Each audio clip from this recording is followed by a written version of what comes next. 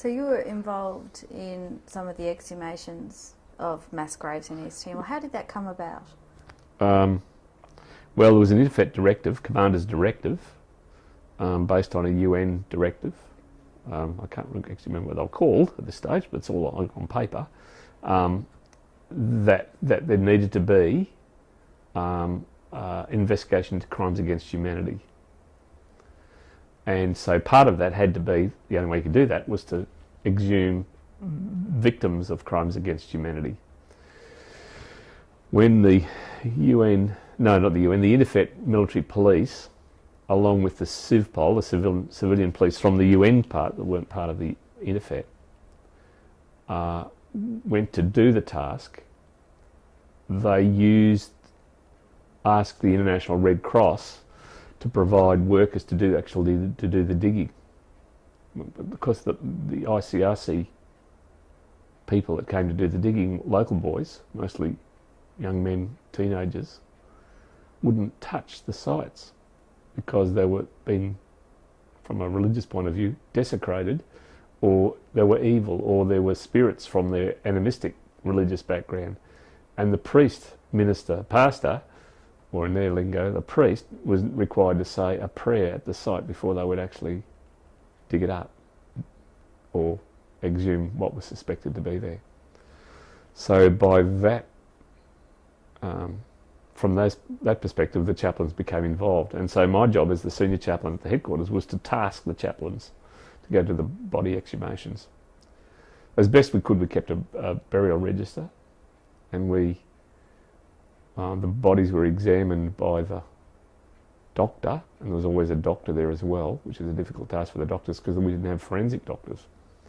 But so therefore we had to have a burial register and an easily identifiable cemetery. And so I negotiated with Bishop Bello on behalf of the headquarters for a new cemetery, and I can't remember the name of the place it was now, an unusual name, in Dili, where we reburied the bodies after they'd been examined in body bags so they could be re-exhumed if necessary for investigation, and they were all properly tagged and marked and registered and so forth, and kept a burial register.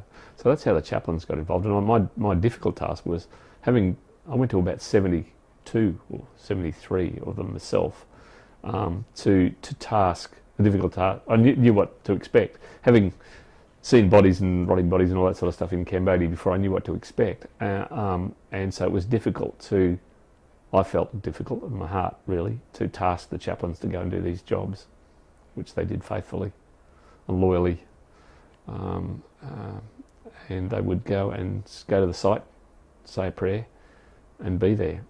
You know, you'd drive along back to town, and you'd in the back of the Land Cruiser or whatever it was you were in with the MPs and so forth, you'd have the body bags just lying in the back and sort of then go and rebury them. And then my job as the senior chaplain under the directive was to keep the burial register, which I've duly kept and recorded and submitted post-INFET. So that was pretty tough, but that's how we came involved, because the local people didn't want to be involved for spiritual reasons until it was prayed over. So how did you deal with the stress of your fellow chaplains in that situation? Did you set up certain support networks to deal with coping with that sort of activity? Yeah, there was a psych support team in Dili at the hospital, at the local hospital, and we would make sure that the chaplains involved spoke to the psych support team about it, and made sure that the psych support team knew that were some of the MPs having difficulties as well. So it was my task, I took it upon myself to make sure that the psych support teams knew about the needs of the MPs and the padres. And it was mostly the Australian chaplains that did the tasks.